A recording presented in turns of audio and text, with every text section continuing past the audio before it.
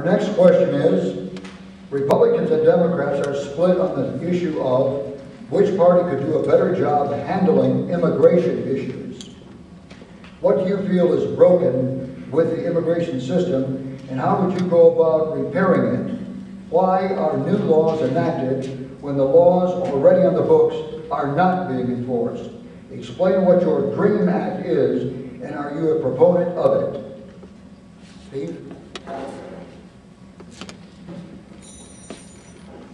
Both parties have failed in the responsibility to address the immigration question. We as Republicans did not address it, but Democrats are not either. Actually, it's quite simple. We need three things. We need, first of all, to secure the border. We need to change legal immigration to where it's not broken.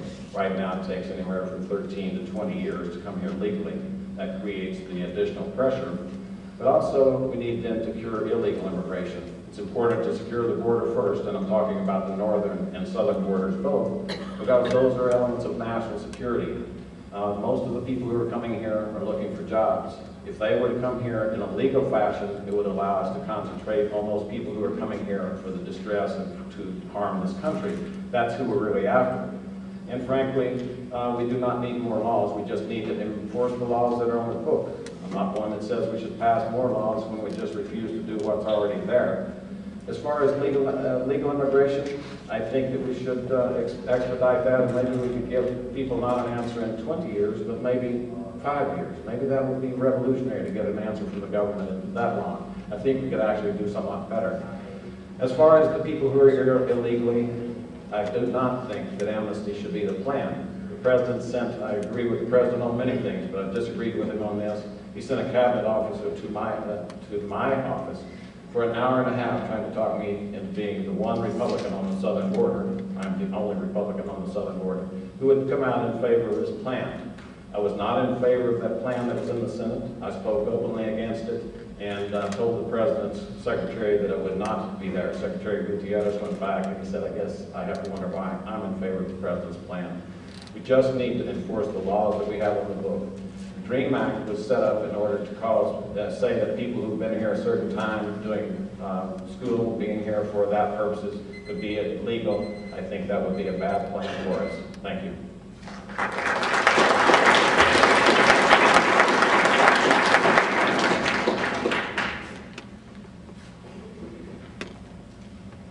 I agree with Steve that we've got a real problem along the border. The system isn't working. And when it started to get overwhelmed maybe 5 or 6 years ago, the federal government was slow to respond and lost credibility.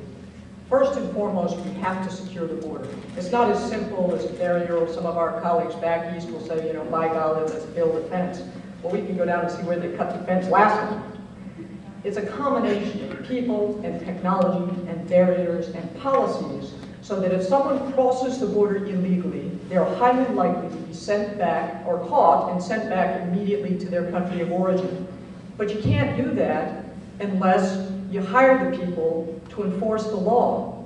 And that's the difference that Steve and I have. I'm willing to hire the people, add more border patrol, buy the technology, give them the money for the barriers in order to enforce the law, and I believe it pays for itself. We pay $1 billion a year just in the border states on health care costs in our emergency rooms for illegal immigrants who do not have health insurance.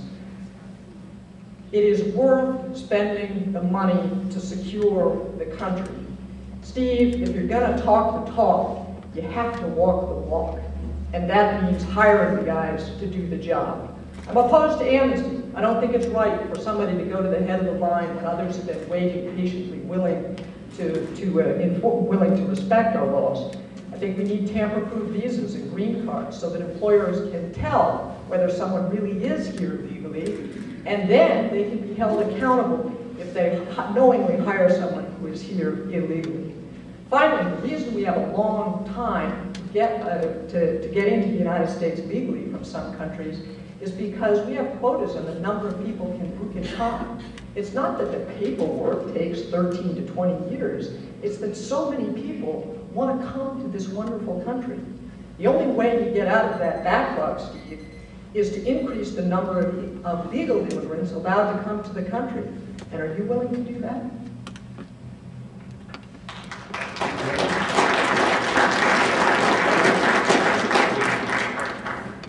think no issue more than this one right here, and it's not the issue itself, it's the underlying tone and concept. People in Washington do this often. They say that that vote means Steve doesn't want to do the border, he doesn't want to enforce it. What Steve said is that we spend, our Homeland Security Department tells us they spend $180,000 per trainee. I'm telling you that what they drive to New Mexico is less than $21,000. We train the Border Patrol agents here. So that $160,000, enough to buy you a house, is unaccounted for. And I said that is too much. You will not do it. I will not vote for that. There's another piece of the bill that Heather doesn't talk about. It's a piece that enforced Davis-Bacon up and down the spectrum for that whole bill. I'm not a believer in that. And I was willing to say, number one, fiscally the bill is irresponsible and I will hold that agency accountable. I was willing to say that I am not in favor of the Davis-Bacon provisions that is including, and we voted differently on that bill. But there's another little hidden piece of the bill that no one talks about. Environmental restrictions were placed so that not 1 mile of that border would be built, not 1 mile of the fence would be built on that border.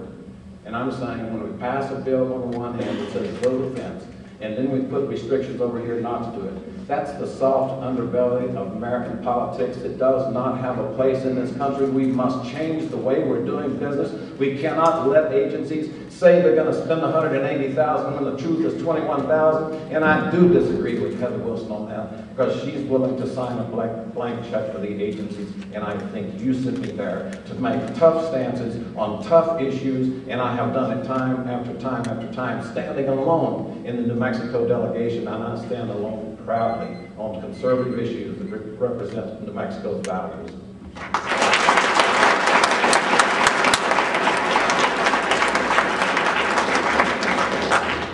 Steve, I commend you for wanting to do more training of the Border Patrol here in New Mexico. I think FLETC is a good school, and you should continue to try to encourage the Homeland Security Department to do more of its training here. That's fine. But it doesn't change the fact that we had an opportunity to increase the number of Border Patrol folks here in New Mexico to address the job and do the job, and you weren't willing to do it. I oppose Davis-Bacon too, but you've got to look at the greater good here, Steve. I can find a reason to vote against just about any bill that comes before the House of Representatives. But there are bigger issues here, and securing the border is one of the top priorities of this state and country. And we can't nitpick about opposing Davis-Bacon or how hard it's going to be to get your permits to do fencing. We go through that stuff all the time. We need to fund the Border Patrol to hire the guys to do the job to secure our border. And that should be the priority.